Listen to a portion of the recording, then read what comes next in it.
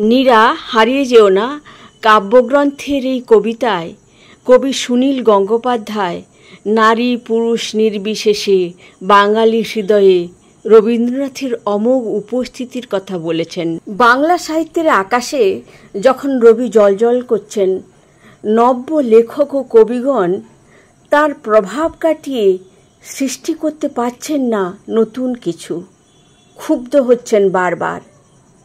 তৈরি করলেন কালি কলম ও কল্লোল গোষ্ঠী। তাদের লেখায় শুরু হলো রবীন্দ্র বিরোধিতা। যত বিরোধিতা করতে চাইছেন রবীন্দ্রনাথ, তত গভীরে প্রতীত হচ্ছেন তাদের হৃদয়ে। রবীন্দ্রনাথকে অস্বীকার করার কোনো উপায় নেই। বাঙালির চিন্তনে মননে তিনি শিকড়ের মতো চালিয়ে গেছেন।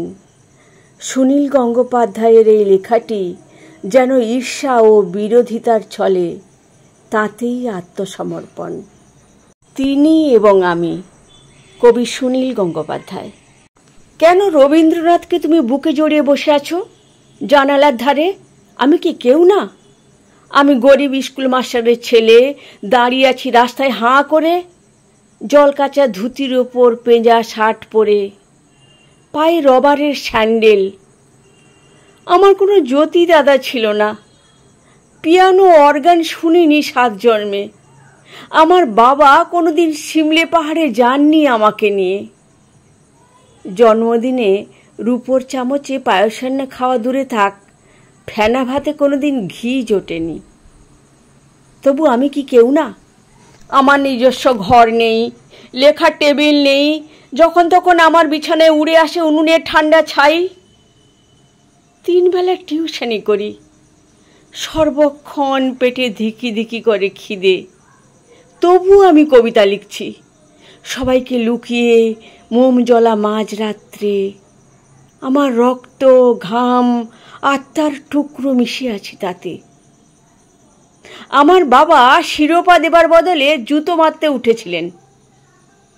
স্বর্ণকুমারী কিংবা প্রতিভা নয়, আমার ছোটদির নাম চামেলি। আমার খাতার পাতা ছিঁড়ে সে বাতাসকে উৎসাহ দেয়। বাড়ির দেয়াল থেকে পাড়ার মোড় পর্যন্ত ঝনঝন করে উপহাস। বড় জামাইবাবু মাথায় চটি মেরে আমায় কপি বলে শালিকাদের হাসিয়েছেন। তবু আমি লিখেছি, আমি লিখে গেছি। রবীন্দ্রনাথ আমার এই চৌহদ্দির মধ্যে জন্মালে লিখতে পারতেন 1 লাইনও। বিহারীলালের মতন কোনো নামজাতার সঙ্গে আমার কোনো চেনা জানা ছিল না। গলা থেকে মালা খুলে আর কে দেবে? মালা পরাই উঠে গেছে। পত্রিকার সম্পাদকরা উত্তর দেন না, ডাক টিকিট মেরে দেন। তবু আমি লিখেছি, লিখে গেছি। আমার সমস্ত অস্তিত্বের নির্যাস নিয়ে একটি কবিতা, শুধু তোমাকে শোনাবার জন্যই নয়, তোমাকে রচনা করবার জন্য। তোমার পায়ের তলার ধুলো, চুলের মধ্যে ঘাম শুষে নেবার জন্য, তোমার ফ্যাকাশে হাসির চারপাশে একটা বৃত্ত এঁকে দেবার জন্য। এবং এক সময় তোমাকে ছাড়িয়ে আমি রক্ত নদীর তীরে দাঁড়িয়ে গণ্ডূষ পান করেছি। বন্ধুরা চাঁদা দিয়েছিল, তাই নিয়ে ছাপিয়েছি প্রথম কবিতার বই। প্রেসে এখনো কিছু ধার রয়ে গেছে। দপ্তরিখানায় দয়া চেয়েছি, তারপর ছুটতে ছুটতে এসেছি তোমার কাছে, তোমার করকমলি প্রথম কপিটি দেবার জন্য।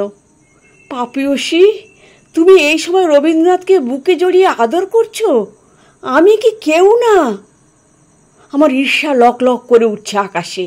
এখন এক প্রবল বজ্রপাতে ধ্বংস হয়ে যাক রবীন্দ্রনাথের মতো সব কিছু। তার ওপরে রেখে যাব আমার দিন দুঃখী কাব্যগ্রন্থখানি।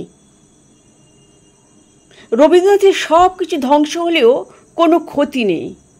বাড়ি ফিরেও সব কিছু মুছে দিয়ে তোমাকেও, নির্মম একাকিত্বে আমার হাহাকার, আমার সমস্ত গুপ্ত কথার মতন অনর্গল মুখস্থ বলে যাব রবীন্দ্রনাথের কবিতা।